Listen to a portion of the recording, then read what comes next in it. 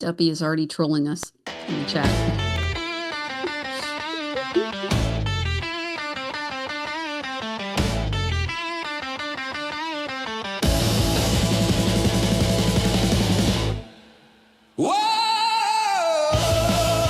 See, I can't hear the intro. I can only see us. I can see it's live, but I can't see the static. Questions in the fire. The veil is torn and the seeker never tired.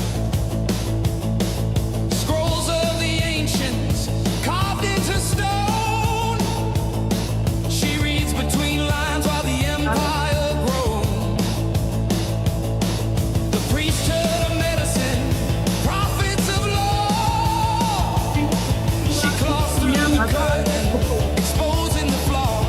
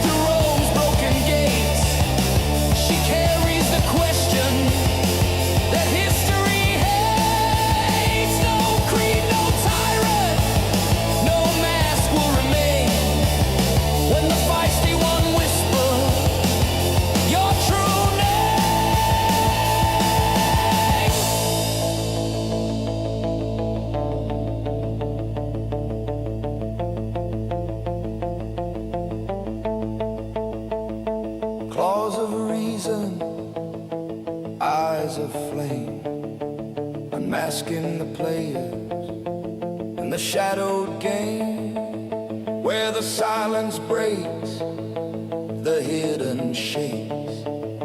She names the unspoken, the world away.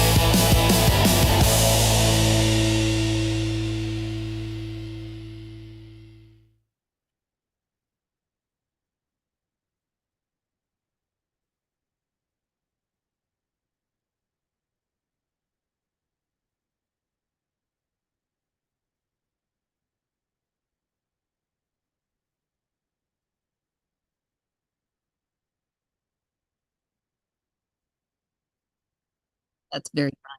We did.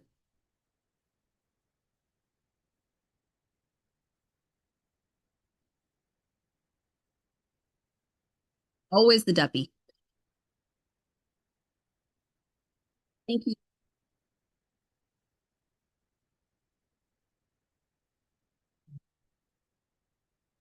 Mhm.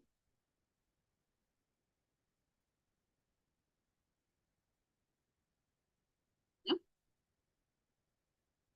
I think it's a good thing. I appreciate everybody so much. They say you're muted. I can hear you. Only Feisty is muted.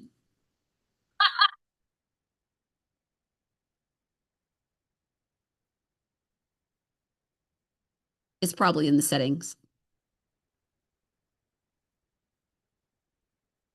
Can we get a 5x5 on Feisty if possible, fam?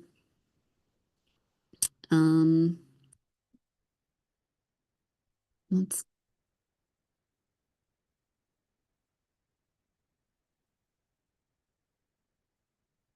right. Well, we were shouting out the gold pill love. I'll go ahead and cover that.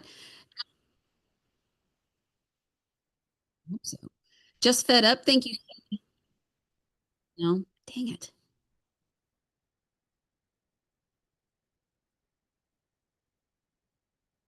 Hmm.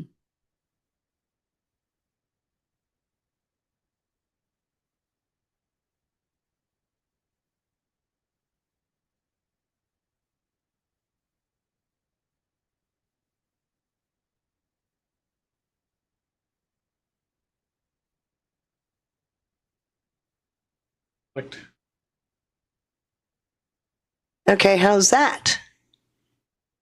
Is that working? I don't know Any why better, guys? the settings keep changing for me.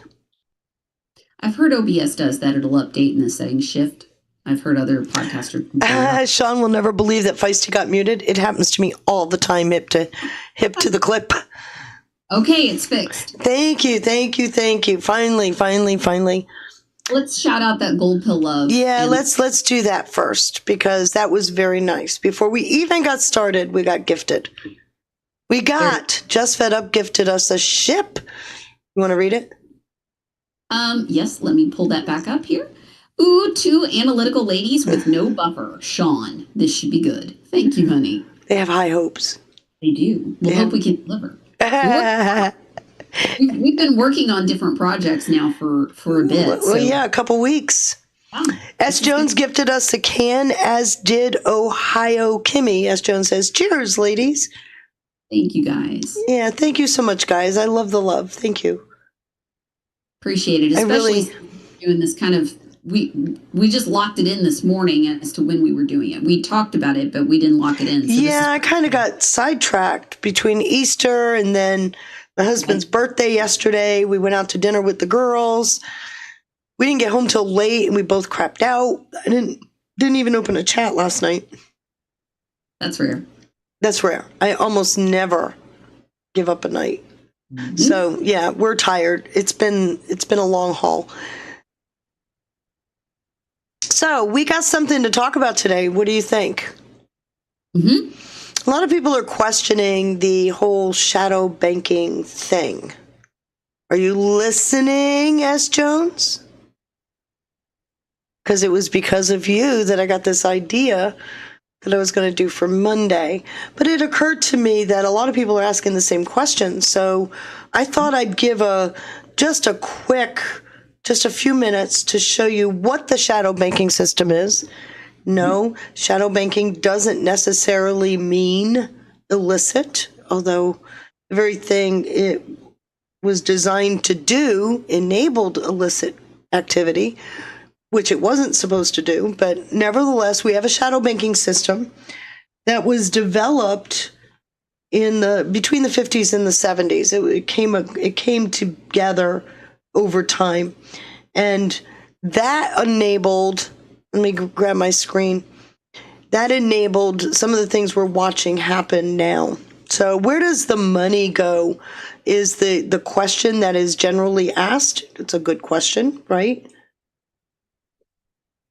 And when you talk about the money and where it goes, you have to first ask, what are we talking about with money? It's not the money in your wallet. What are we talking about?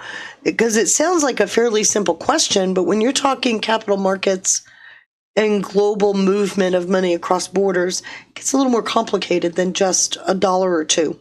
So, like I said, it sounds really simple, but it's really anything but simple. It's a very complex system. The modern financial system, as you know, isn't just banks, right? It's not loans, it's markets. It's actually a global network and something most people never see. It literally is a system that most people have no idea is running. You in some ways benefit from it, or we may even have issues because of it, but we never see the whole system together. And today, what I want to do, to the best of my ability, is kind of quickly walk you through that system to where and how money actually flows, and what happens when the system itself gets too complex. Does that sound like a decent? Mm-hmm. Okay. Good. So this slide was built to show you kind of how the system didn't happen overnight. What we're dealing with today, it didn't happen overnight. It was built step by step, and it's been since the 50s. It's a decades-long process. Starting in the 50s, right after World War II, you saw the foundation of it begin with the rise of the offshore dollar market, right? And especially through what's known as the Eurodollar system. Global finance actually expanded rapidly after this point.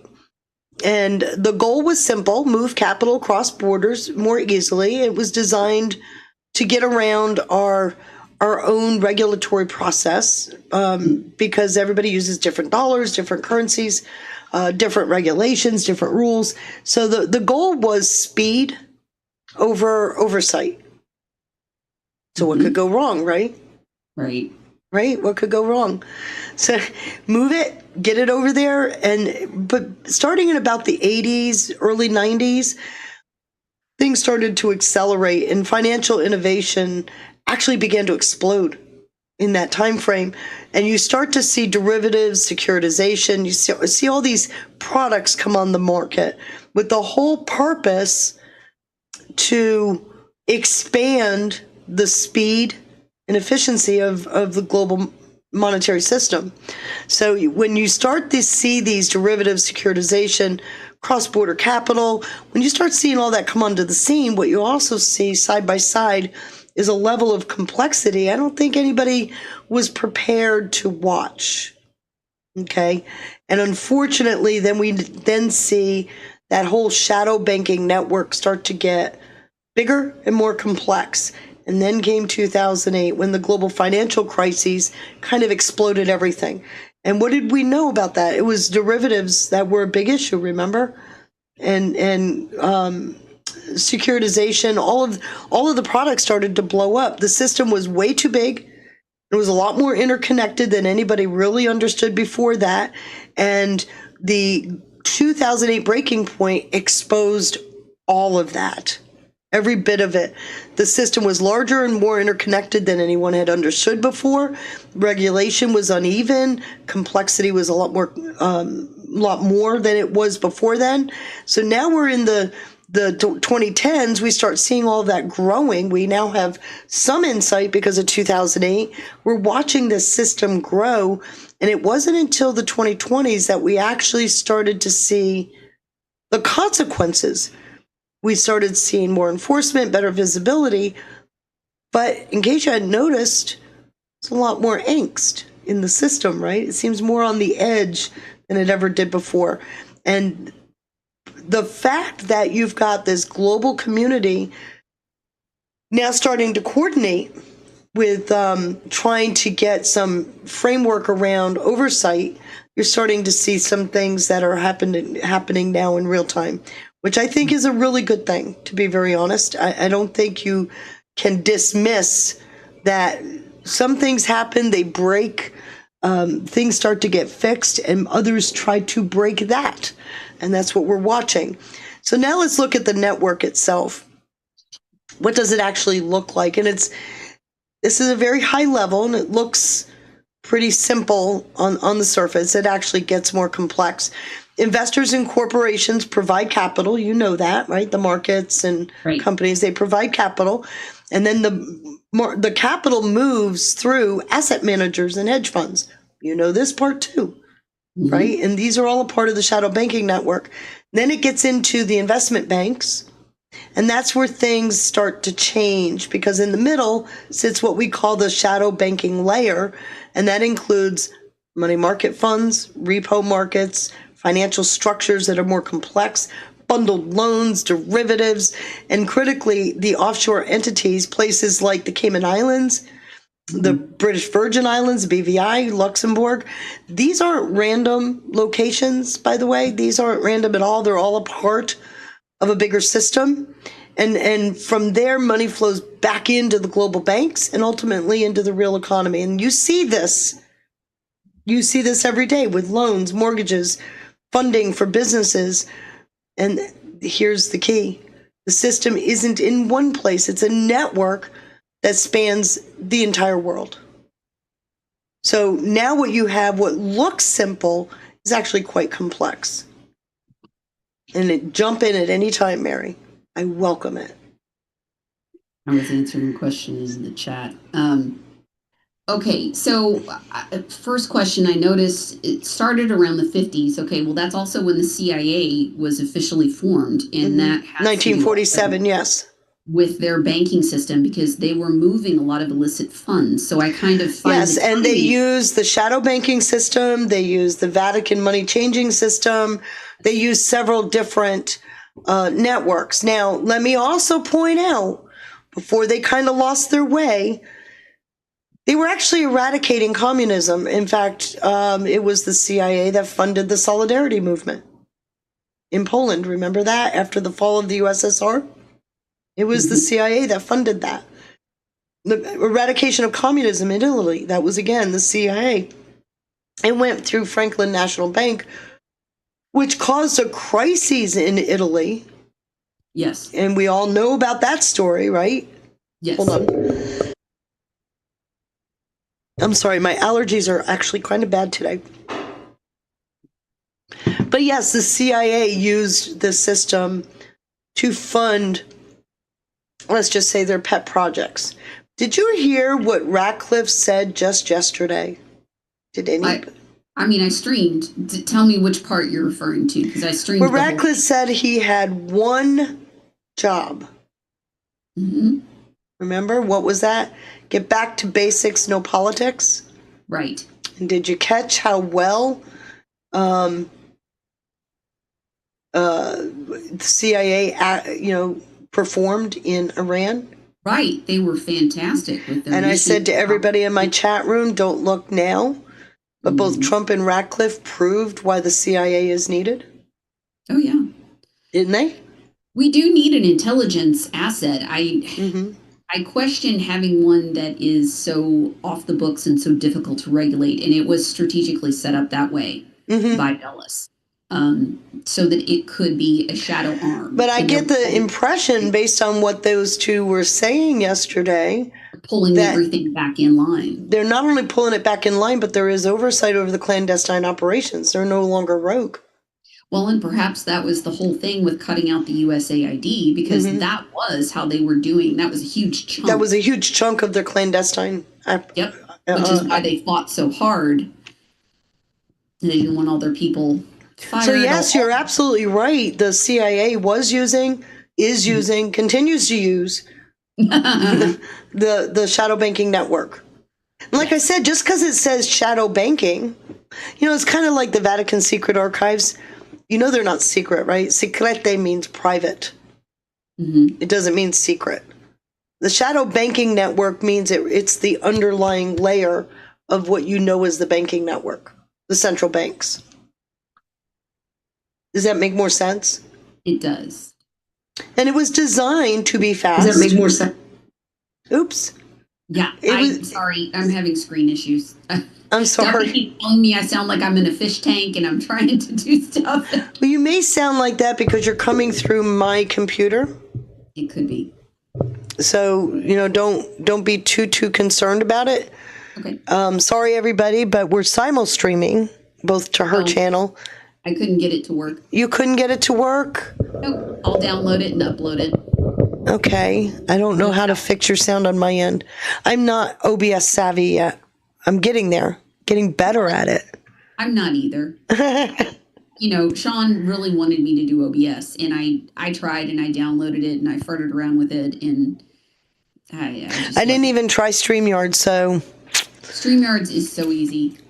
Everything's programmed. There's a whole bunch of AI tools. You can create all your own backgrounds. You can now do all this other intro stuff. Well, as you can see, I'm stuck with what I've got. Right? I know. understand. I'm not judging. I just. But just I work. I try. I try. Yeah. I give it my level best every time. Mm-hmm. So tell me, what else? When you look at this slide, what else jumps out at you? Well, let me pull that back up. You got the expansion in the 80s where we started expanding financial products. Right. Right?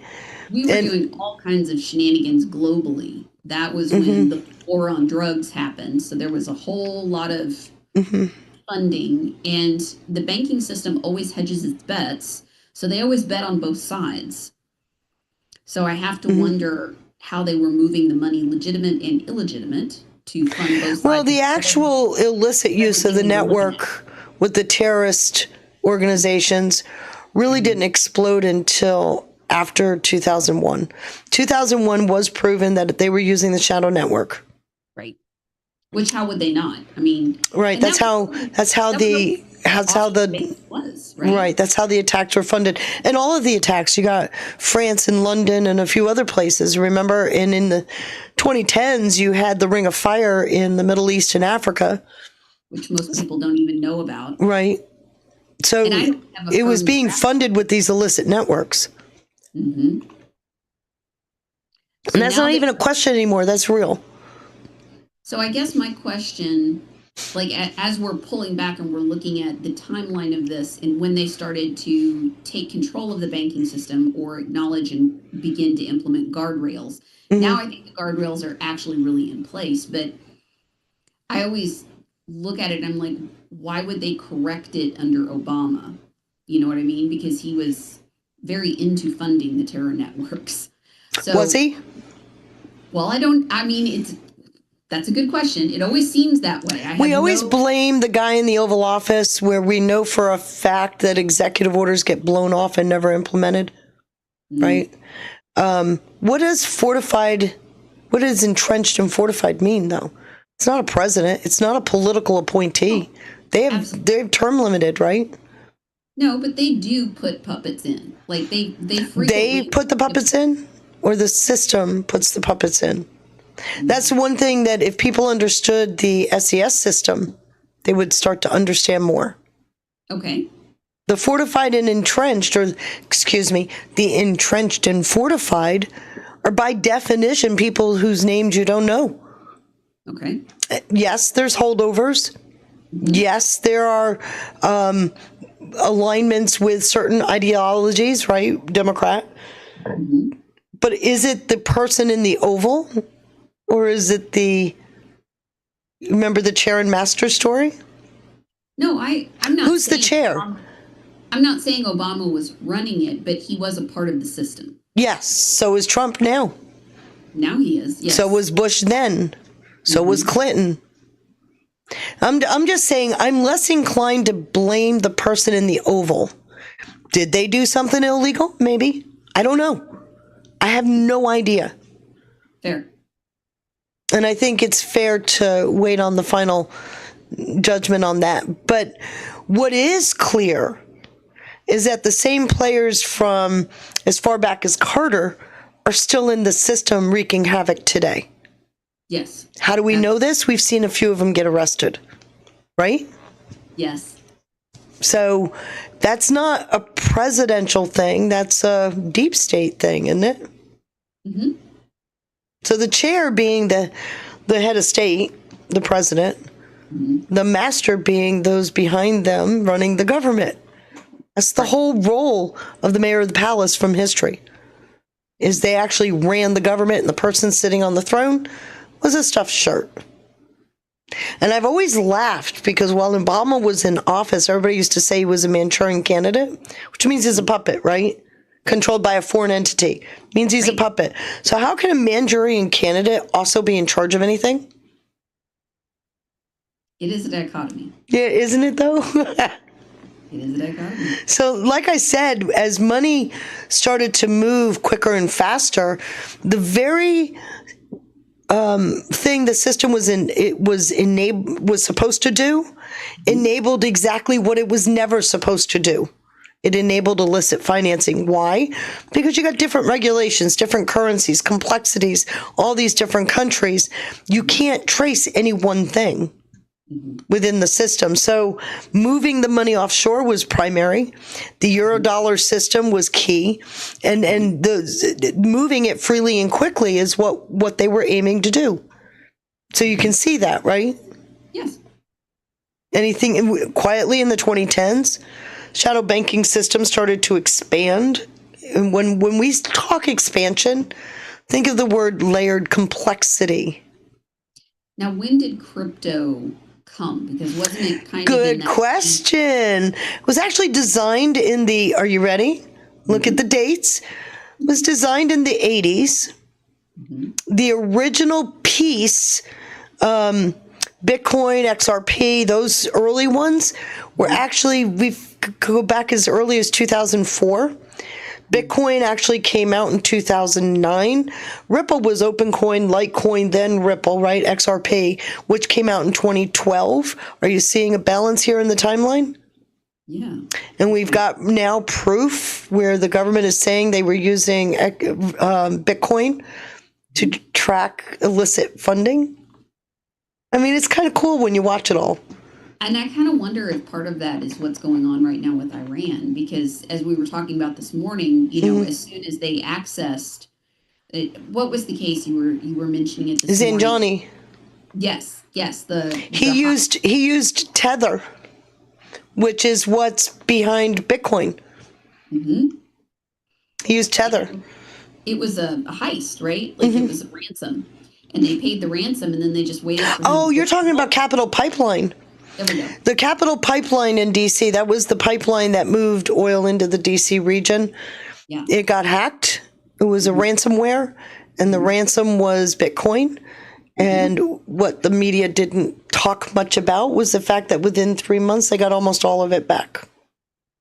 So I'm kind of looking at what's going on with Iran, because they were siphoning, and the top, it's always the same thing with the dictatorship, whether you call it communism, fascism, authoritarian, whatever label. The assholes at the top take all the money, and the peasants get nothing. And then they buy all the stuff, they move everything offshore, and they buy property, and they do all kinds of things, and they spread out their tentacles. So part of what we're seeing with this, I'm wondering if they are shutting off all of these pipelines of money. That's exactly what's going on, and I'll prove it to you. Hard, you know, and what are they going to do? They have no means. Because CARG is how they would sell the asset if they can still get it out, or at least hold leverage. But if they can't move those wallets, if they can't move the crypto and everything in the shadow banking, it's locked out. See, but there's a way for that to happen. China right now is using Enbridge, and that's why we're sitting on the edge here. Enbridge is the digital layer to that system. Our digital layer hasn't passed the Senate yet. It's called the Clarity Act. Right. We're waiting on that. How long is if we were to pull it up and read it, how long or how? Oh, it's not long. It's 30 some pages. It's not, but I haven't seen the current markup. The one you can read right now is from the House. It's gone through several iterations of markup in the Senate. They're talking about another iteration coming out before the end of this month now. Personally, I think it's intentionally waiting to that very last moment. You know that word called precipice? Timing is everything. Yeah, it's all interesting how it's all lining up, isn't it? I am baffled at the suicide mission the Western countries are on right now with their oil. I am baffled. Well, let's show you something. Let me go through this. Okay. So obviously in the 2010s, the expansion of the shadow banking system didn't end. It actually got bigger, a lot more complex. Regulation being uneven because it's across different jurisdictions increases the complexity in the system. And here we are. We're seeing all those consequences, right? The system itself from the 50s till today has evolved. And the system itself was so complex and so opaque that we couldn't see all of it until something breaks, right? Right. Which it broke all to hell in 2008. Right. And it looks like it could again. That's why I brought in this network, because I already showed you the money market funds, the repo markets, all of this is what's done in the shadow layer across these other jurisdictions. So looking at the actual network, when you zoom out, you're looking at what is called the global network, the core hubs, New York, London, Hong Kong, Singapore, and surrounding them are all these offshore channels here, BVI, Cayman, Luxembourg, and Singapore. These are the what they call offshore networks. Okay? These are the hubs, the main hubs. These are the offshore networks. Though, oops. I'm sorry. No. When you look at those, you notice then that these aren't isolated.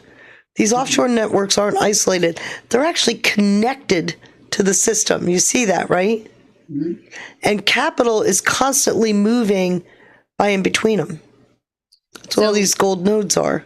Just to clarify for everyone, when you're talking about offshore accounts, I understand, but let's drill down real quick on that. That would probably help. So British Virgin Islands, it's not in Jersey, it's not in New York, it's not in Hong Kong, right?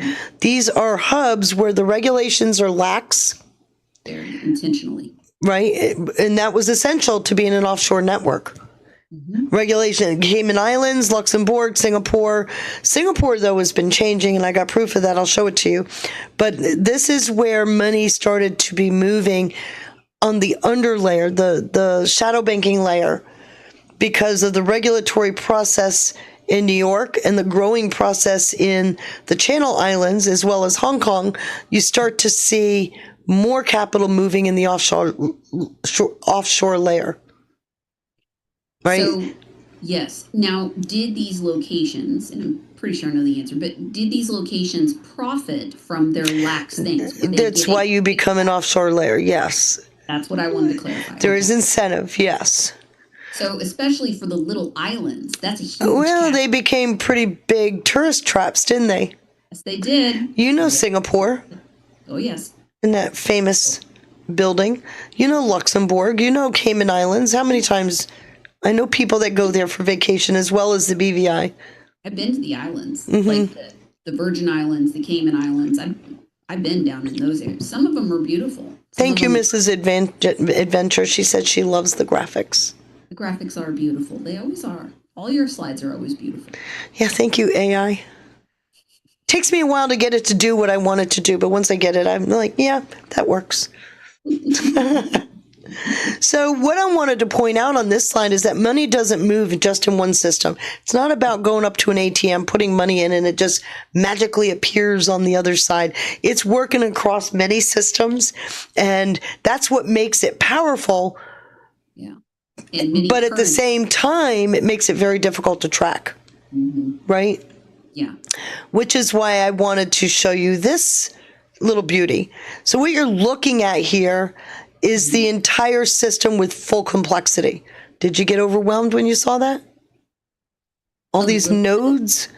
I mean, I knew about a lot of them. Right. But yeah. But just the view, the visual. Yeah. Right? These are all the nodes to the major systems. Here's, New York isn't on here. It should have been.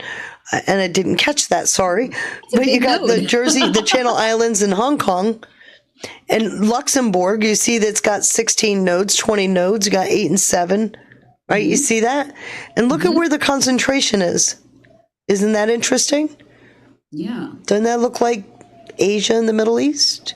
Yep. Doesn't it? Yep. Yeah. Yeah, it's starting to, no, it's Europe, Eastern Europe, Asia, and parts of Russia. Kind of interesting, isn't it? It is. So up to this point, I've tried to give you a very simple view of the network, but it gets a little more complicated.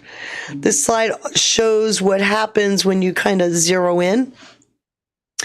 And these are the top financial global centers, ranked based on their infrastructure, based on their business environment, their talent, financial development, their reputation. This is how they're ranked right up here.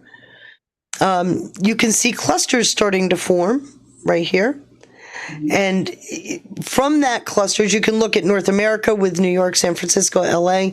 Then you've got Europe, you've got London, Paris, Zurich, Luxembourg. Those are one area. And then in Asia, Hong Kong, Shanghai, Singapore. These are clusters, right?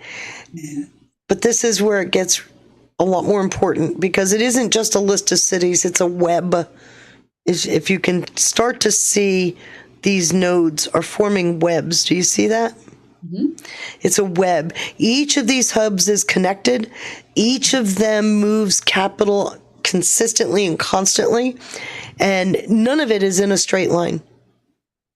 No. So it'll hop from one node to another before it gets from point A to point B. It might be neat to do a short visual graphic, like a little mini movie of the web spreading out. Are you volunteering? I can try. Because I don't have the tools to do that anymore. Okay. I just don't have the tools. That, or we can ask Daisy. Do you see? Now, Sean's crew is so overtasked. That's true. I hate to ask. I hate to ask anybody. I'll see what I can do, but I was just thinking if you had like a 30-second visual spider web. I used to have tools. I did that to show a few things in past years, but I no longer have the tools at my disposal. I'll check with my husband and see. Unchained, the guardrails debriefing was talking about aren't new guardrails. They were actually announced back in January. I tried to give him a heads up on that.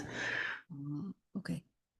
That was something that he showed it, and it's like, no. Yes, there are new regulations that got put in place. They're formalizing their bond buyback processes. And it's actually something that began after the LIBOR to SOFR shift in 2022. You started seeing Treasury get more consolidated as far as its processes. Okay. But yeah, I get what he was talking about. Okay. So just like you don't have one center, you have a bunch of tightly packed centers together, and they're moving money by and between themselves and outside the network. So you can start to get this feeling of like a railroad, if you will, or a super highway where there's constant traffic running back and forth. And the more traffic, the more complex it gets. And then you see places like Jersey here where they're not major cities, but they play an outsized role in the process. They sit inside what we call an offshore network, but they connect to all the major hubs, and they operate under different rules. That's the key. Now, how did internet play into this? Because as we're looking at these nodes, and so it started in the 50s, and I understand how they used to move money back then, but as the technology has moved, didn't we actually, like, when would the banking internet version have been? Wouldn't it have been in the 80s? Yeah. When did we get ATM cards? That was in the 90s. That was in the 90s. So banking system, it just for the audience's timeline, what we think about and what we touch is always 10 to 20 years at least behind what they're doing. So just to point out, as you're talking about this web and they're moving money quickly, they would have been doing this by like 1980. They would have been. Remember the timeline? Yes, that's what I wanted to. Yeah, you want me to go back to it? Yeah, jump back and let's look at that timeline. Look at that timeline. It's when all the innovation started to expand. And as soon as you started to expand the technology, you got new products. Correct. Right? It jumps. And then by the 90s, everything was in place for exactly what happened in 2008. Right. Which, by the way, anybody that was savvy enough with finance saw beginning in 2005. What happened in 2005? Do you remember? To be honest, I just got married. I was a little distracted. Okay, so in 2005, first of all, you had the 9/11 Commission report come out. Oh, okay. Yeah. That came out in 2003-04. We had new laws put into place, right? We stood up DHS. We formed the DNI. We started to attack some of the banking issues. 2005, they started crafting and did, in fact, craft a lot of the legislation we're working under now. Mm. Okay. So this is a big deal here because it created the exposure we saw at the breaking point. And then what we've been watching ever since is you'd have to say, okay, so the better question is, if we saw it break in 2008, why was it until the 2010s? Why were we watching it expand? I think the question is more like, who were we watching expand? Yeah. And what were we able to do about it? Okay. Which I think I'd try to answer. Mm-hmm. Mm-hmm. And a lot of what they started doing then actually started coming into place just in the last couple of years. Yeah. So I'm sorry, guys, if I sound robotic. I can't fix it on my end. You don't sound robotic to me. I'm not sure. I don't know. It's probably something in a reverb. But You turned robotic since News Blitz. So you're saying it's from my system, but you sound fine to me. I don't know what's going on. I mean, I'll like eat the microphone if that helps. I mean, I'll just get right up like in it. this. We'll just sit here and Right? we'll have lunch together. We'll have How's a really that? good talk. Yeah, right. You and I cannot be left alone. No. I've never had styrofoam for lunch. This is Right. new. It could be chewy. I don't know. Bless your heart. Anyway, Okay. so like I said, and I've tried to show a simplified network. What's Sounds like really a- important here is that capital is moving all the time, but they're moving under different rules. And this is where you have to recognize that the simple flow I showed you isn't what we're dealing with, right? With the offshore centers, the offshore entities, you have layer upon layer upon layer. The more layers you have, the more complexity you have. The more complexity, the less transparency by design, right?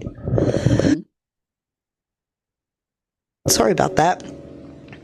So this is where I wanted to bring us to why it matters.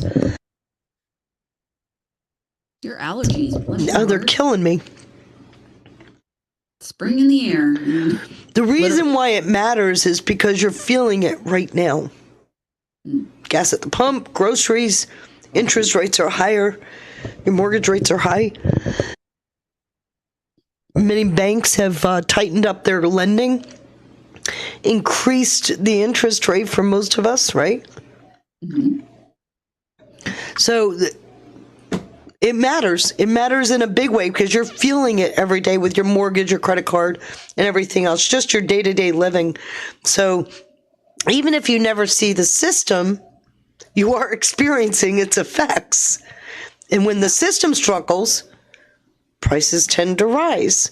Markets get unstable, and then, of course, you increase the risk, which is what we're watching, right? Right. It's exactly. You don't need to see it to feel this is going on. And that's what's happening right now. We've got the risk increasing exponentially with every day that we go with Iran. And I've got a nice little bang up to end with.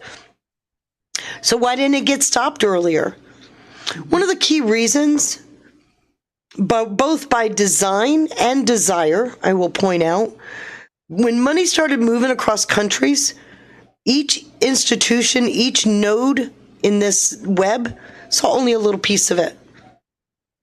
Part of it is by design because it gives you plausible deniability not to see what's happening on the other side, right? Right. So there were incentives to look the other way. We've seen that unfold. Mm-hmm.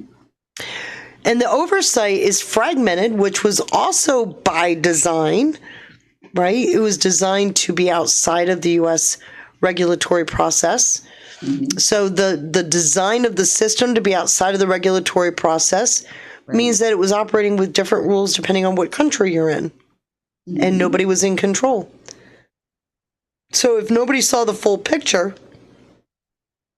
you continue to press forward because the more you can push on those rails or that super highway, the more profit you make, the more revenue you make. Pretty simple, right? So, how would this play for the argument of a central banking system? Because what we're seeing This is outside the central banks. Okay. But to wrangle all that in, don't you need a central level of control? Well, remember what a central bank job is. The central bank's job is literally to keep that country's monetary policy stable. Which it frequently fails at. Which it fails at because of what you're seeing here. Okay. The faster money moves, the harder it is to control it. Right. So people complain about the central banks, and I'm not saying they don't have a vested interest in this. We've watched countries use Bitcoin. Oh, yes. To bolster their own budgets. So it's still here. But the truth of the matter is, moving money quickly is what enhanced the complexity of the system. And the faster it moved, the harder it is to see. And therefore, you don't get it stopped very quickly.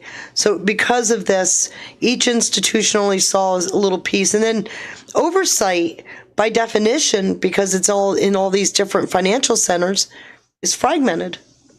Every financial center is operating by different rules or in different countries. Okay. And even in some cases here in this country, different states. So you've got the jurisdictional issue, you have no single authority that's in control, and then there's incentives, right? Like I said, incentives are designed to give you plausible deniability because you don't see what's happening over here as long as you keep that blinder up. And those incentives, what were they? They were aligned with maximum profit.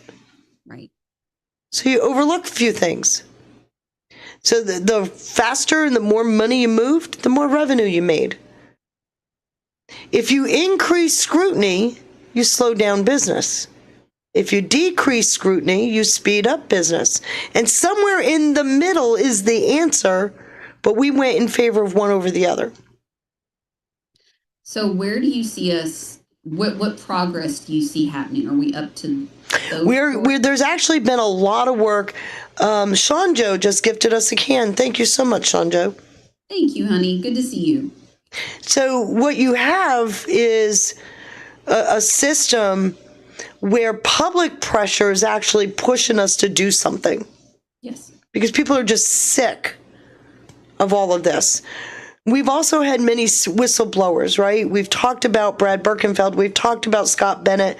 There's been other whistleblowers, IRS whistleblowers. You've seen many speak up, and they identified red flags. Unfortunately, though, seemingly the red flags were either ignored or they were put under a cloud of secrecy so you couldn't see what they were doing.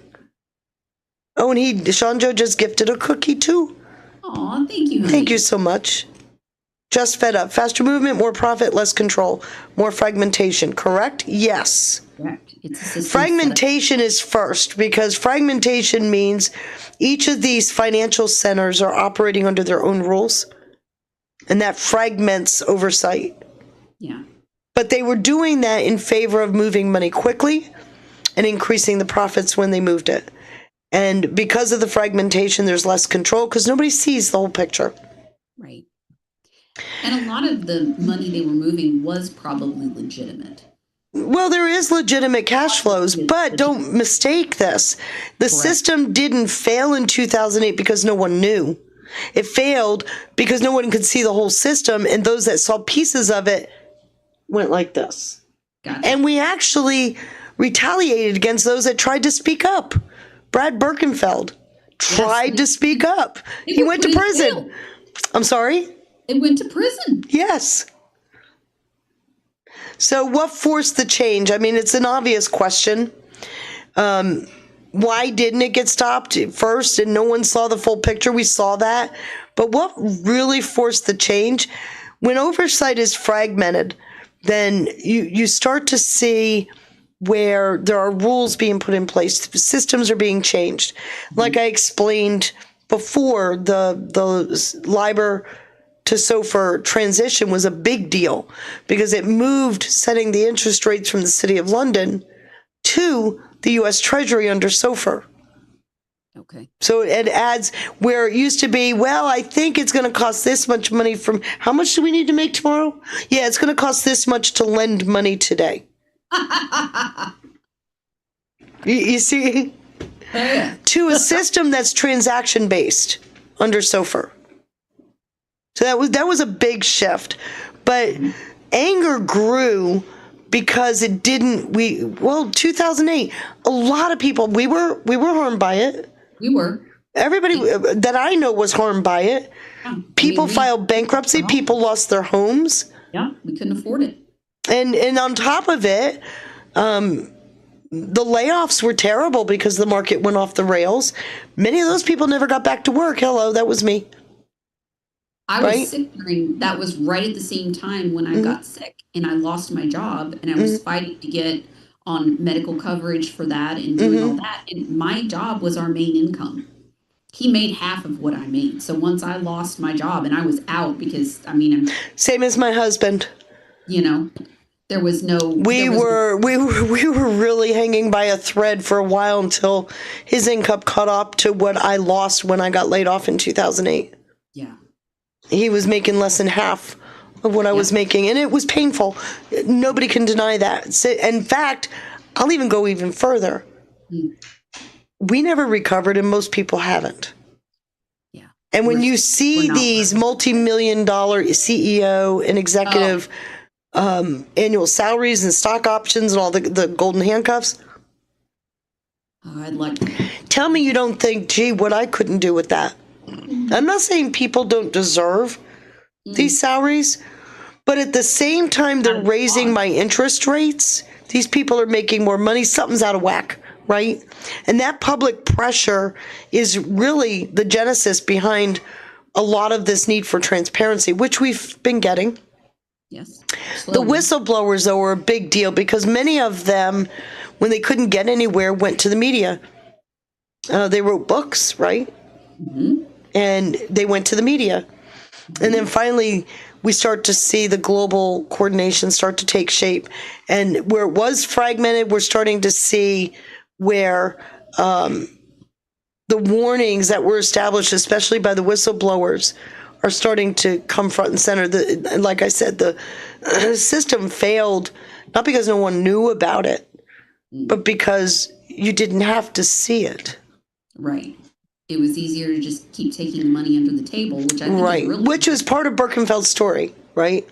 He was helping very wealthy people evade taxes. And when he figured out what he was doing, he then blew the whistle on it, but he went to jail for that. Right. And then turns around as they tried to dismiss him as being a perp, as being a bad guy. Then they turn around and give him a $1.47 billion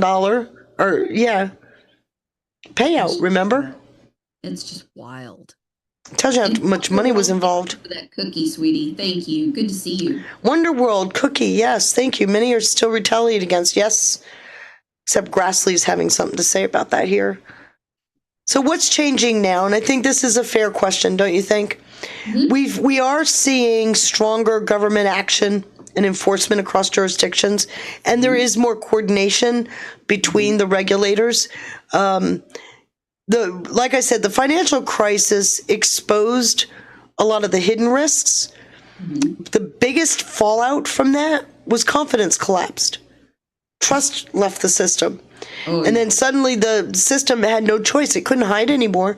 It had to do something because the public said, whoa, wait a minute, stop, wait, you what? And then finally that reform grew out of that demand. So don't ever think your voice isn't important, because that's not true. Transparency became the priority. And you've got the whistleblowers and journalists who were reporting about what was going on behind the scenes. Globally, governments actually started working together. And in particular, since about 2019, 2020, governments are working together more closely than they ever have. It's not perfect yet, but it's getting there. And we've got more governments working together now than we've ever had. Where the crises in 2008 created or exposed the problem, because the system was broken before 2008. 2008 exposed what was already broken, right? Usually by the time you see it, it's already happened, right? So 2008 did that, but it created visibility into a bigger, much more systemic problem. And that's what forced the change. And that takes us to what risks are still there. Governments are still acting. Enforcement is strong. It could be stronger, which I think we're getting ready to see. And we could use more coordination, but institutions themselves are largely being penalized. I've got TD Bank from October of 24, 3 point something billion dollar fine for what they did. So you got these multi-billion-dollar fines from these banks that failed to enforce anti-money laundering, know your customer rules, right? Then you got oversight is now you're seeing punishment from the oversight, which is something that's we didn't hear. When do you remember hearing that a bank since 2008, actually you can't count that. Before 2008, when did you ever hear of a bank paying billion-dollar fines? It was a new thing. Yeah, I don't remember that. Yeah, it was a fairly new thing with 2008. And it seemed to really spur real quick until about 2012. And we didn't hear too much, a little here, a little there. TD Bank in October 24 with their 3 point something billion dollar fine was a moment, right? Because we largely hadn't been seeing much of that. And no, it's not because of Epstein. That's the funny part. They actually admitted that they were laundering for the cartels. I put that in my Rothstein dig. Yeah. So now you're seeing where illicit networks are being targeted. Well, the risk for targeting illicit networks is there's still money over there. What do when you start to get caught? Right. You increase, right? You increase the conflict. Isn't that what we're watching in Iran? See, that goes back to what I was getting at. I feel like a lot of, and I always say, what people take Trump's tweets so literally, and half the time you don't actually know who he's talking to. You don't really know. Whatever he's saying. Well, it was funny about that post. You're talking about the one yesterday? Any of them. The one yesterday really got a lot of people are like, this wasn't his best, Right. How could he use that effing language, right? Yeah. And one of the members in my chat room really said it well. It was like, yes, I agree with you. When he said, you're talking about an IRGC or terrorists that killed Christians on Easter morning just for the hell of it. Yeah. Because it was fun. Yeah. And they went after Donald Trump. They shot him. They targeted him. They did everything they could think of to keep him from doing what he's doing.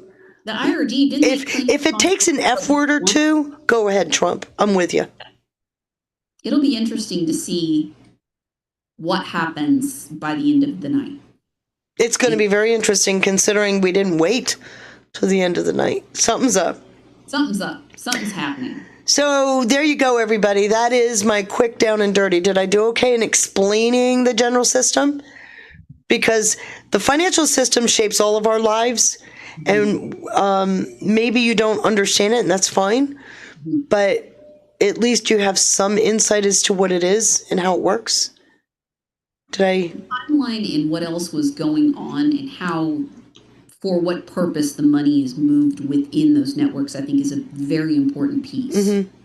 And how that affects your housing, your interest rates. It affects everything, right? It does. And whether we like it or not, we are tied into what we would lovingly call blood money. Right. There's a bit of that. But we're tied to it. Yes. Institutions. So. And it's almost impossible not to be. That's part of the issue. And there's no way to extract yourself from the system. Right. There is no, I mean, you could maybe a local credit union. So I wanted to show you. Hold on. Yes, these. Yes.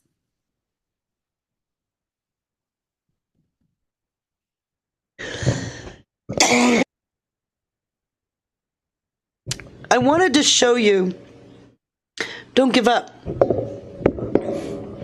This is from 2024. Remember I showed you Singapore was one of those hubs, right? Yes. This is Thailand, Bankers Association had blacklisted 15,000 individuals and suspended 34,000 bank accounts connected to call center scam operations, according to the nation. The move follows the implementation of an AI-driven cross-reference designed to identify mule accounts and used in money laundering activities. Okay, who remembers Doge? Now, this is 2024, but that's what Doge was doing here. They mapped the entire government and they traced money. Here's a banking system where they found all these illicit bankers.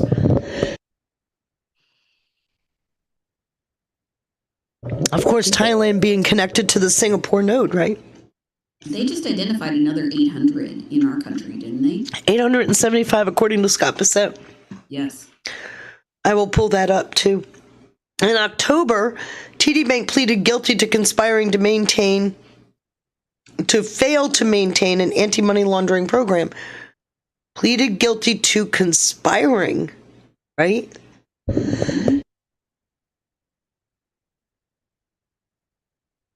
What I'm getting at here is it isn't just an organizational thing. These were employees within the organization. That's good. Because those are the people. Give my coughing. It's okay. I want to shout out Ann Boyer, gifted us a $50. Oh, thank you, Ann. Thank you. Very sweet of you. Thank you. Thank you. I will be sharing that with you, my dear. Thank you. You don't have to, but I appreciate you. Appreciate you pinch hitting. I'm always happy to hang out. I really am. I enjoy this stuff. I'm such a nerd. Oh. I am so sorry for the coughing. I really am. Sean Joe gifted a... Did we already get that cookie or is that another cookie? That's a new cookie. That's a new cookie. You need a sip of water or a cough drop, maybe. Bless your heart. Yes, I'm getting a cough drop. See? What I wanted to point out here is the TD Bank one is a big deal. Remember my Scott Rothstein dig? I need to go back, and I was going to ask you this morning for the link because I want to go back. I thought I gave you the link. I'll give it again. Okay. Anyway, the Scott Rothstein dig, it was TD Bank who did the fake lock letters for the fake victims.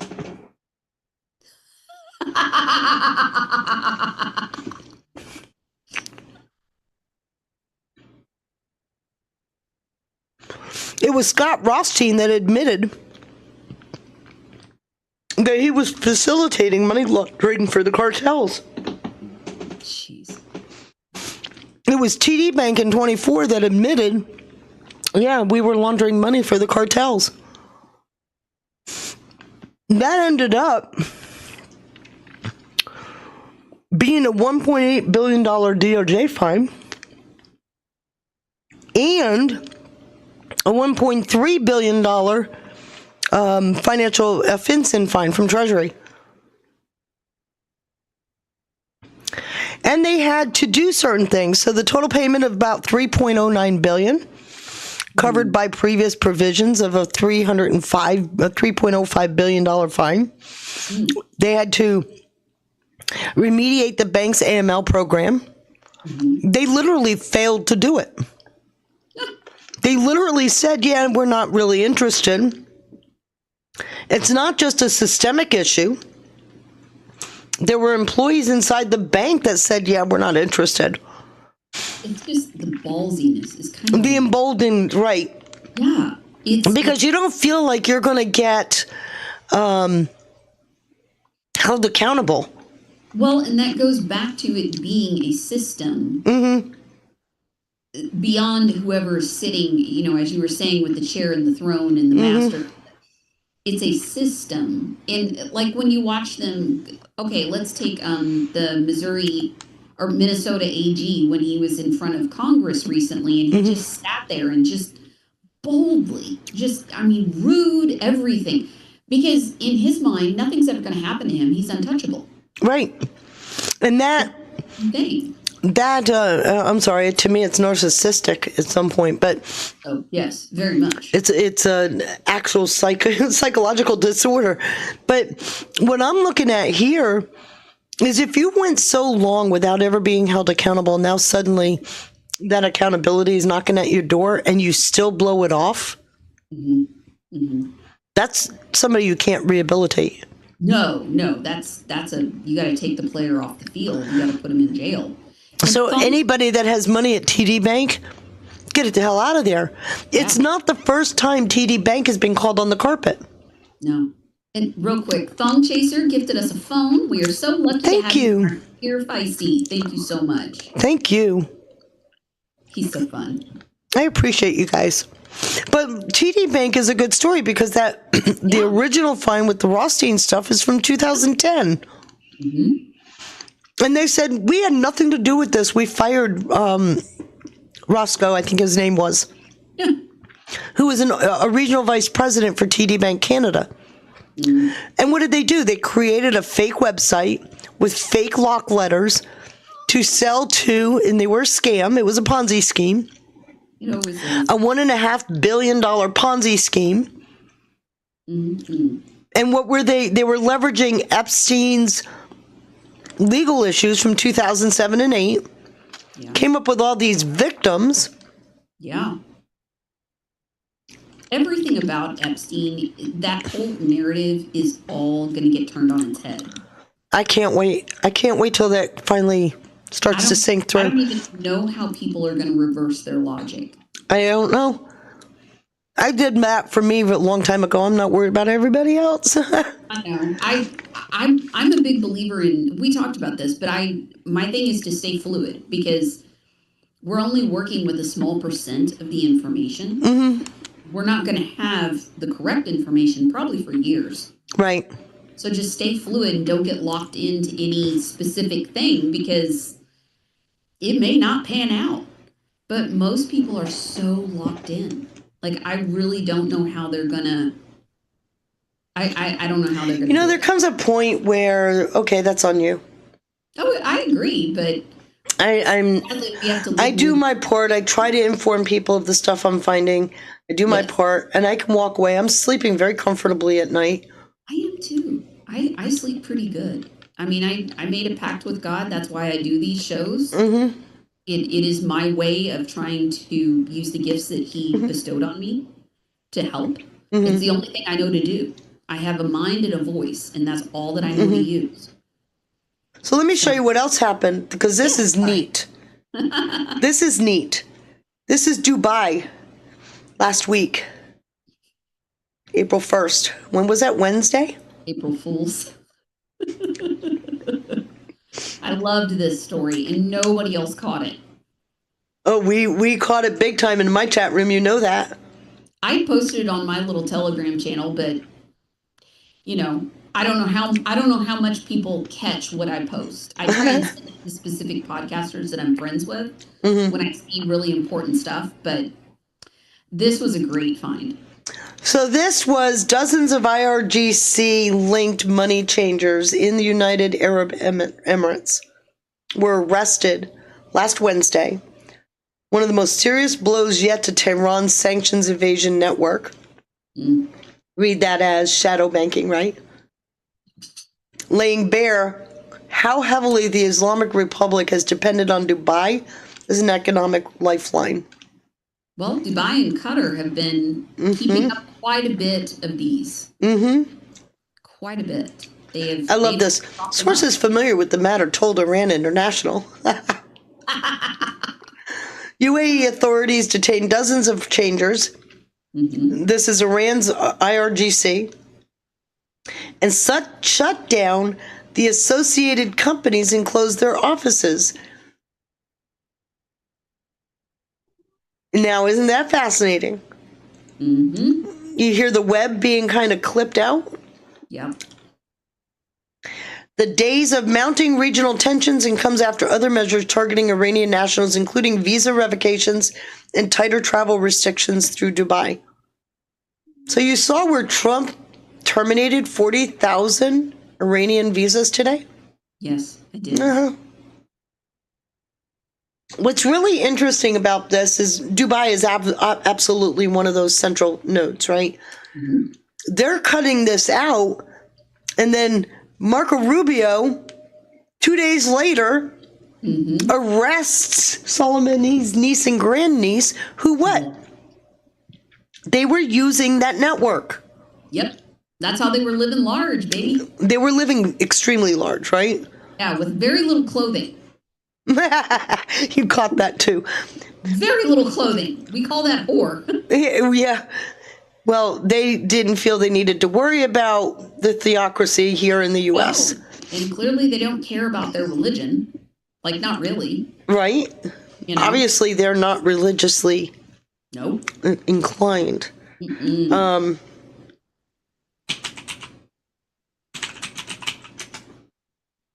Okay, so let me give you some background on Soleimani. Okay. I put this in, and I'm going to put it up here. All right. I can't. Let me see. I'm trying to make this so it's bigger. Yes. It won't let me. Okay. Soleimani's use of the Quds Force shadow banking network is key. There was proof that network, the Zering-Alum network, was being used even after he died.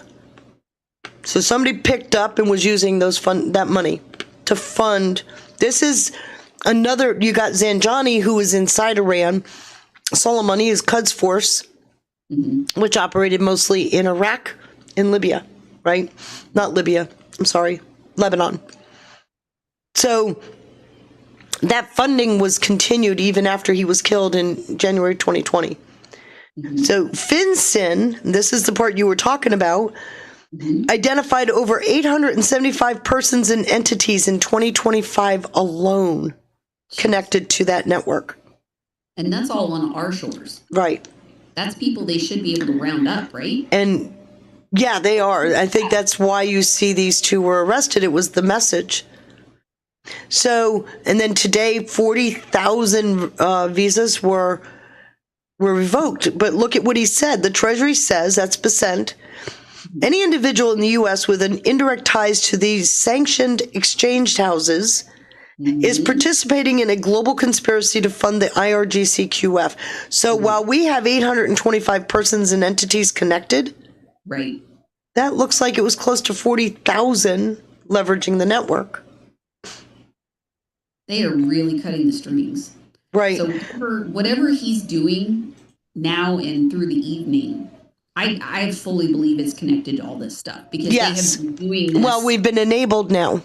Yes, but all of these specific actions that you've been highlighting, which I love, thank you for that, of the progress that's been made, specifically in the last 2 weeks in particular. It's amazing. Yes, and it's every day. And now we have NATO coming. We have Mark, what's his name? Mark Root. Yeah, look at that. They're arrested on the 3rd, the same day that Mark Root is coming. Yes. And I've been saying for a while, this isn't casual.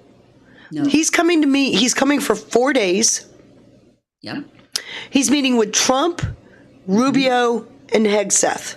Yes. This is on the heels of Mertz, Starmer, and I can never remember the idiot's name down in Australia. I can't either. He's not worth remembering. He's not worth remembering. But yeah.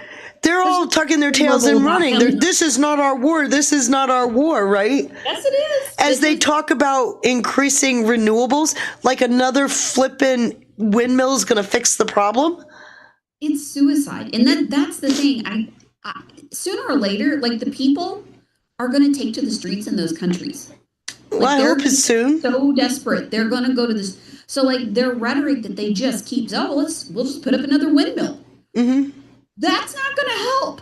So that's why Boris came out and said, like it or not, you can't pretend. He literally said, Tony Blair is right. This is our war. Yes. So, okay, so let's go back. The very system the Brits developed to bypass U.S. regulatory processes to make a little money off the top. And of course, when Brexit happened, they really needed to make a little more money. So they started manipulating LIBOR, right? And now they're saying the problem they created is not theirs to fix. And you got Mark Rutte saying, you are crazy if you think we can defend ourselves without the U.S.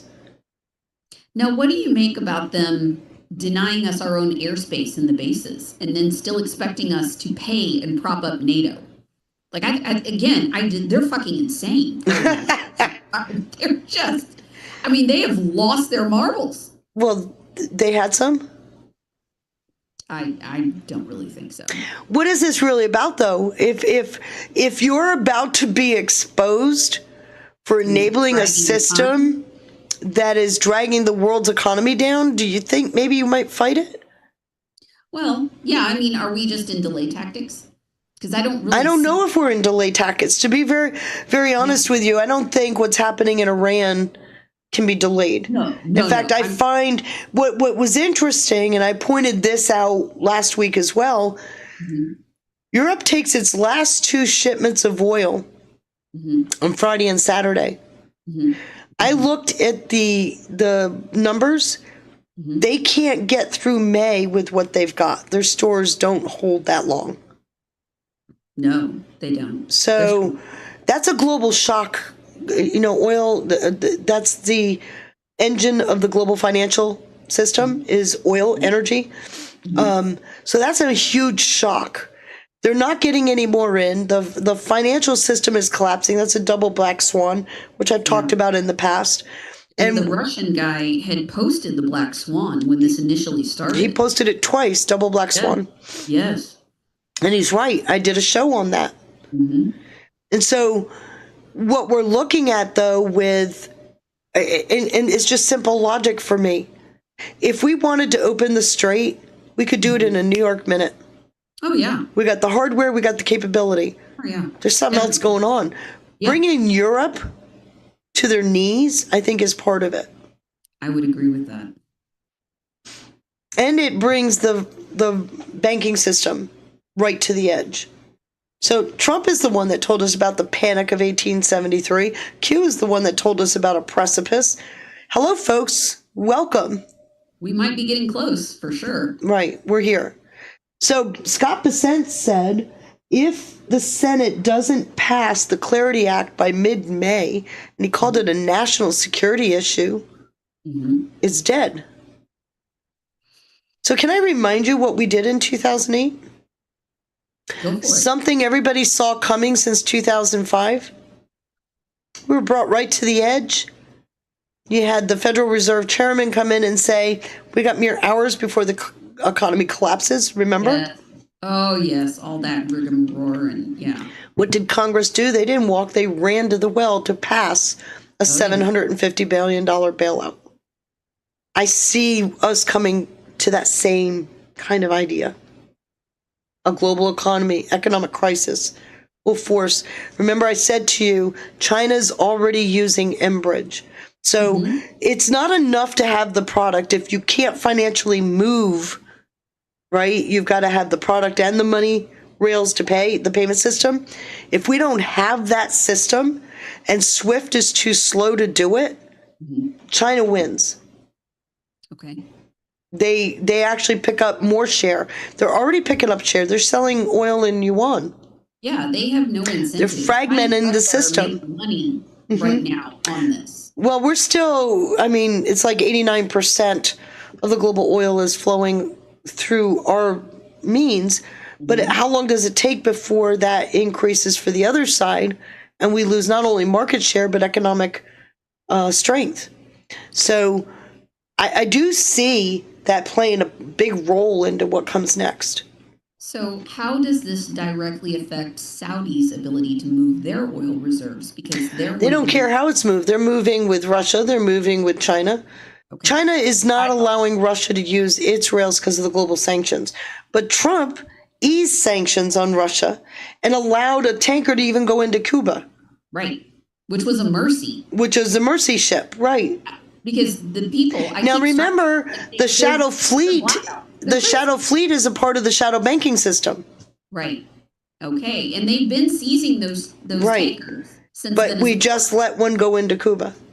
because we didn't really know about those. But then he starts blowing up the drug boats, and then they're taking oil tankers. I don't know Right. if people remember that. Yeah, but we took started in the several. beginning of January. What did we take? 20 or 30? I don't remember now.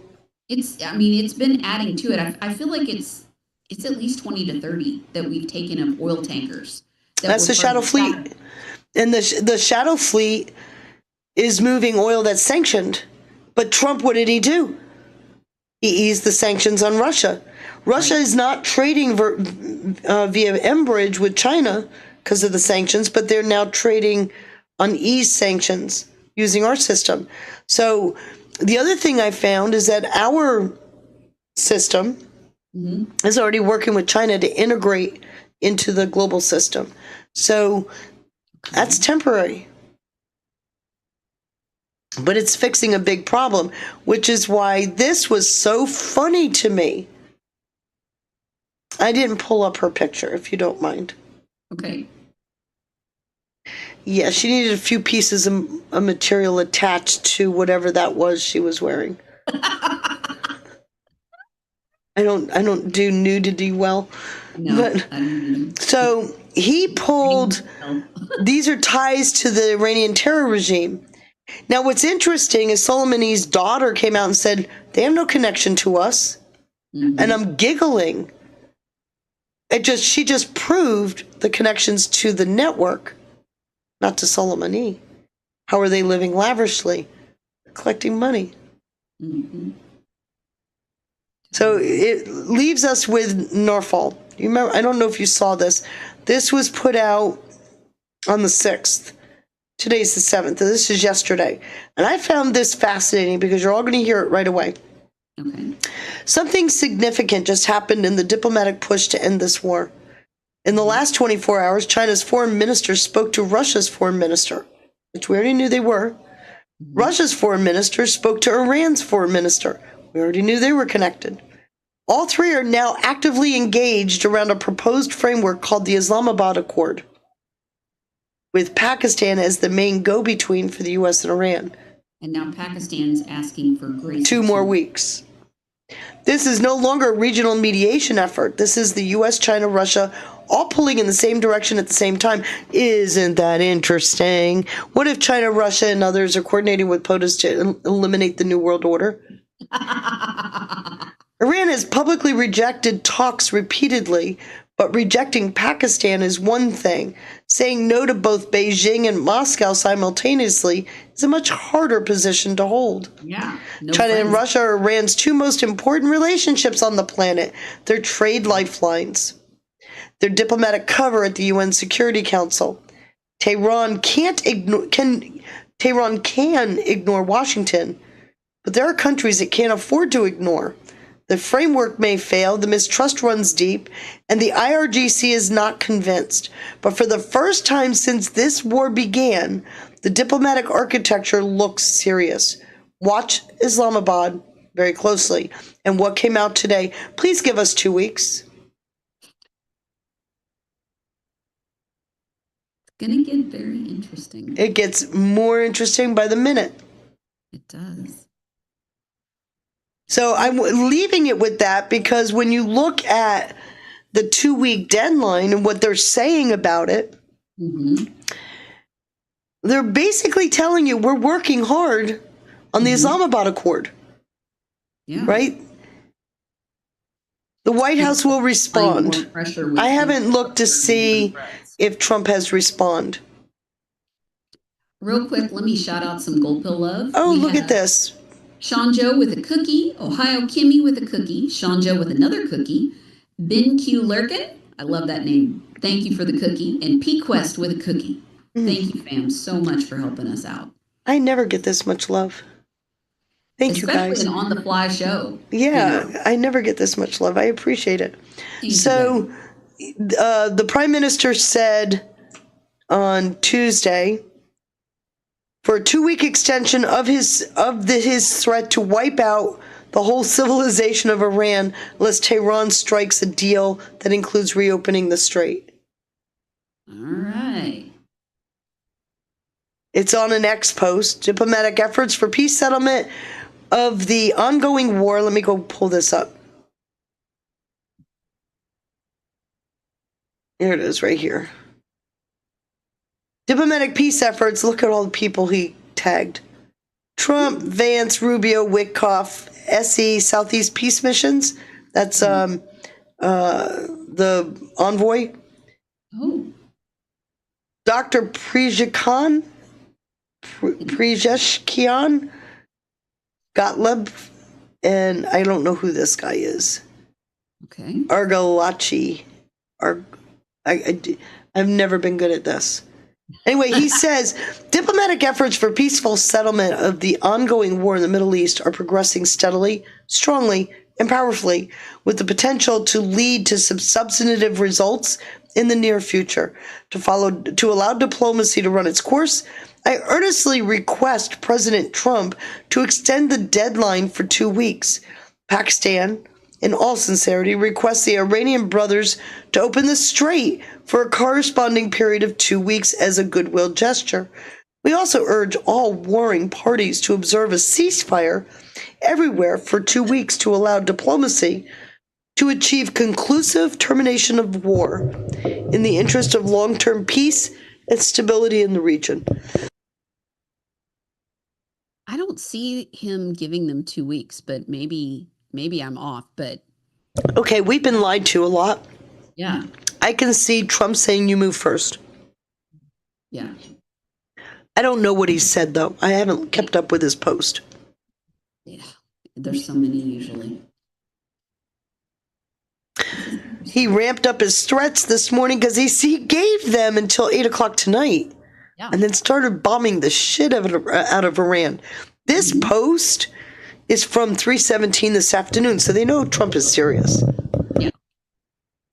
But he had to push them this far and this hard to get them to comply. I think that's the big deal here. Yeah. Right? It's not that he wanted to do that, and he certainly has never wanted to hurt the civilian population through this. He doesn't even want any more bad will built up. You have to assume quite a bit of them are probably propagandized heavily, as every country is, as we're learning more. But I don't know. I just don't see him giving him 2 weeks. So I don't think. I don't know what he's going to do. But I don't think he gives them 2 weeks without conditions. Yeah. He's got to have off ramps, right? If they don't do this, if they don't do that, he will do this, but not that. I think there will be conditions. Right. That said, who knows? I haven't seen what he could be talking about. This is true. Well, the last time they started dragging their feet and acting up on the negotiations, that's when he lit up the bridge in Iraq. Because, well, in case you hadn't noticed, we took out another 7 bridges today. They were all bridges being used to move weapons for the IRGC. We also took out some launch sites on Clark Island. Yeah. And ammo depots. Sorry, my puppy is having a fit at my feet. So, believe it or not, my dear, that's been 2 hours. Did that go fast? That flew by. Didn't it, though? Whenever you and I hang out, it always flies by. Yeah, before we know it, it's 4-hour discussion. But I don't think our audience wants to go 4 hours. Just going to point that out. So what did you guys think? Anybody have any final thoughts or comments before we close out? Love your dog. He's not sure about being on camera. He always wants and begs for it. And then when I finally pick him up, he's like, what are we doing? Yeah. Right? Thank you. Actually, no, I'm wrong. It's not 2 hours. We got 20 minutes. Oh, okay. We got 20 minutes. I don't know what else to say. I don't know. I've been asking a lot of questions. I figured that was my... You failed at your job. You didn't ask enough. I try. Just fed up. Yes, I will be doing Telegram tonight. Please forgive my husband and I. We are getting older, and it was exhausting this weekend. Last night we got home, we both collapsed. I didn't do rosary. We didn't do rosary. I didn't open a chat. I woke up at 6:30 or 7 this morning. And I think you were the first person I talked to, because I woke up, sat up, looked at the window, said, oh, it's morning, laid back down, give me another hour. And what time did I call you? About 9:30? Something like that. Might Yeah. have been a little more, but yeah. Yeah. Because I'd been messaging with Ash because I was trying to coordinate so that we could get. And I'm so sorry, but I was out. And I just finally, I just messaged Ash at like midnight, and I'm like, just post it. I was like, just don't worry about it. I said, now that I said this and made the call, I was like, she'll text me at like 6 a.m. And I did. It was 6:23. Yeah. And then I went and laid back down. How many beads are on a rosary? Oh, Ohio Kimmy. That's an interesting question. I don't know. Okay. I've seen beautiful ones, but this is my mother of pearl rosary. Beautiful. You start out with a crucifix, right? Then there's 2 major beads, 3 minor beads. Then it's usually something to do with Our Lady. Then each decade has a major bead, has 10 minor beads and a major bead. So there's 5 decades on a rosary, so that's 50, plus 5 major beads, that's 1, 2, 3, 4, and 5, right?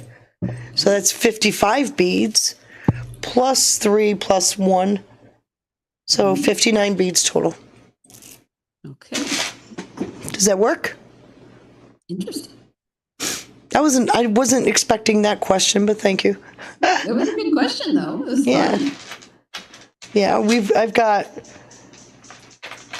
several rosaries.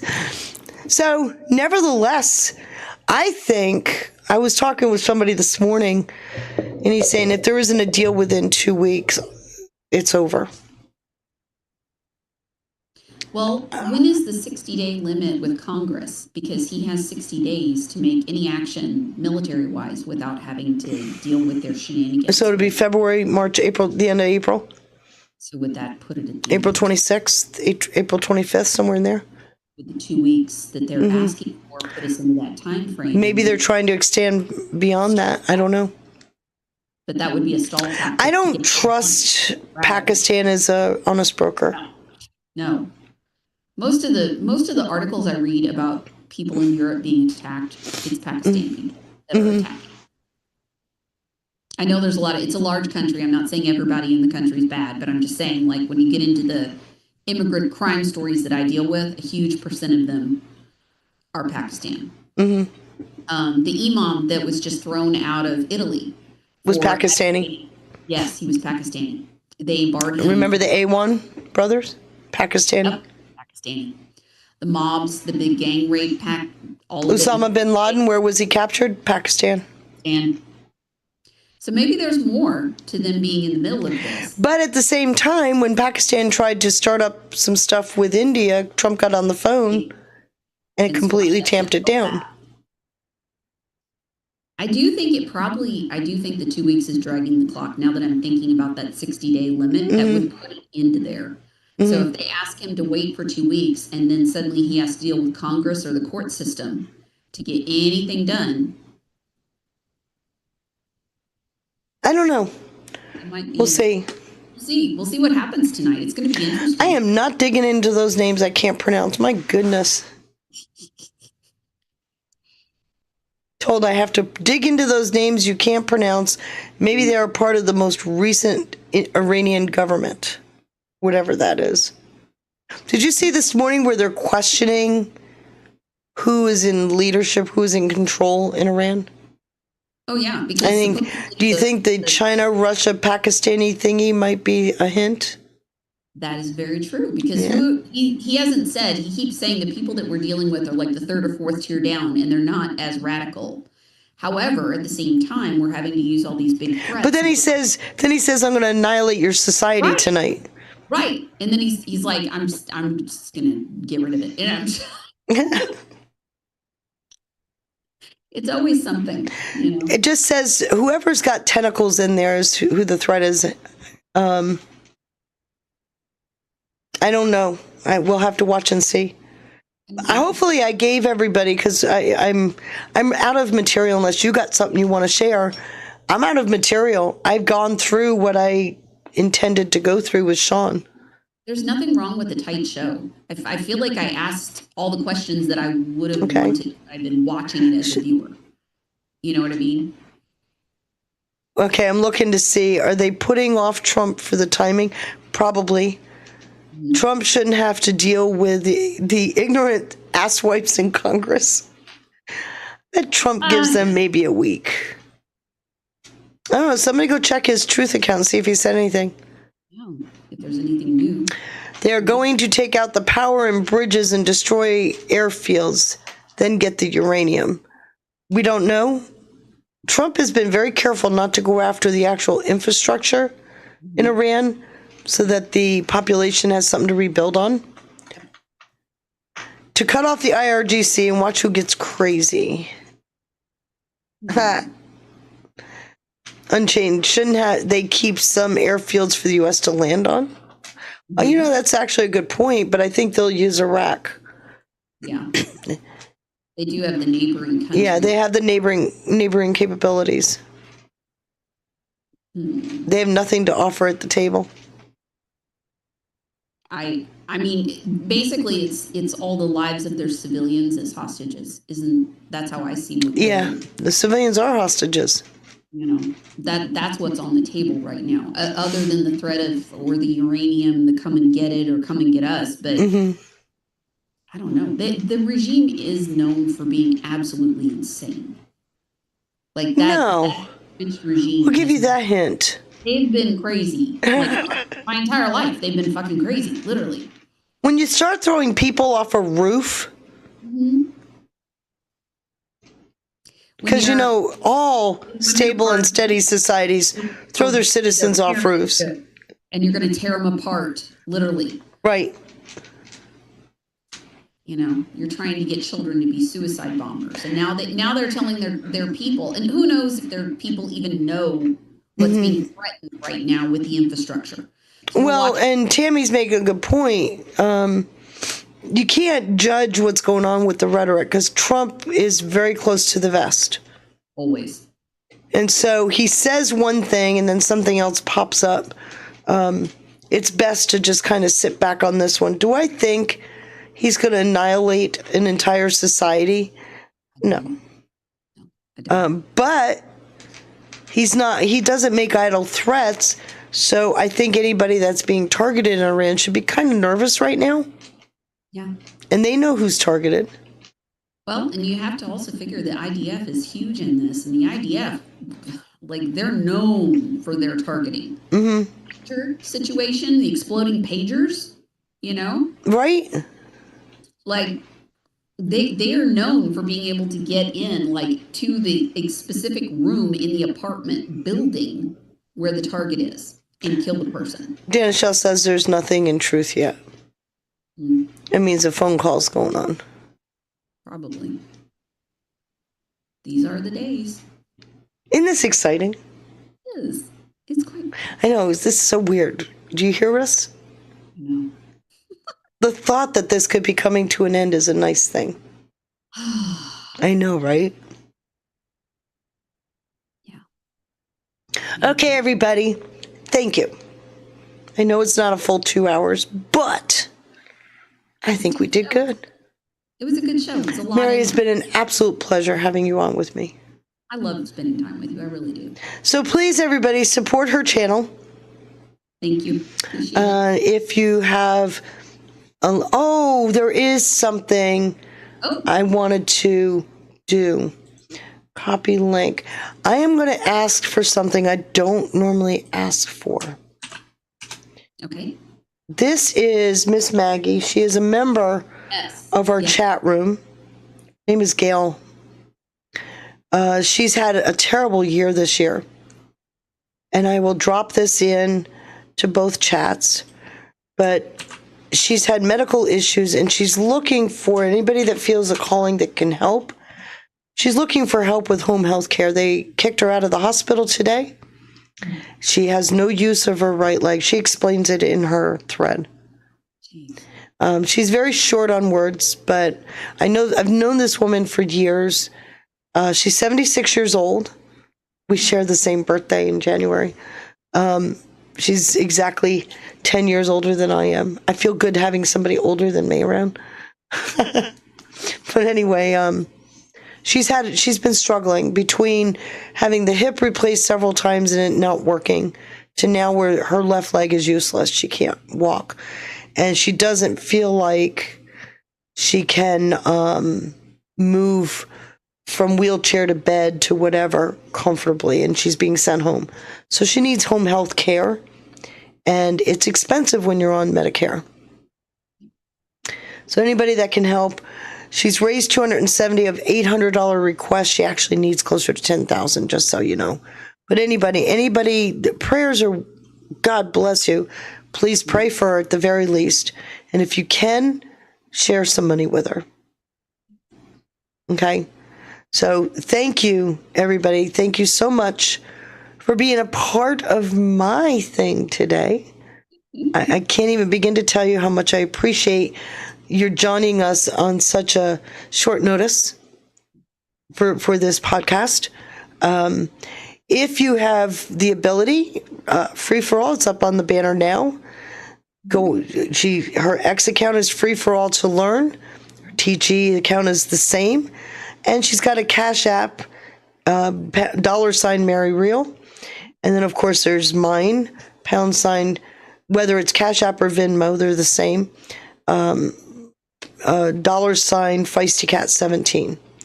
And with that, I want to thank everybody for joining us on such short notice. Thank you so much. It has been so fun. Yeah, it has. And we will keep doing this because I enjoy this.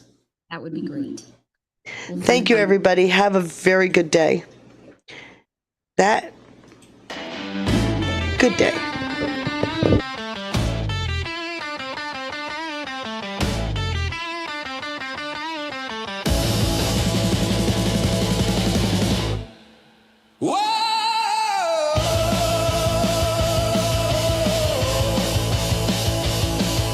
Whispers in the static, questions in the fire.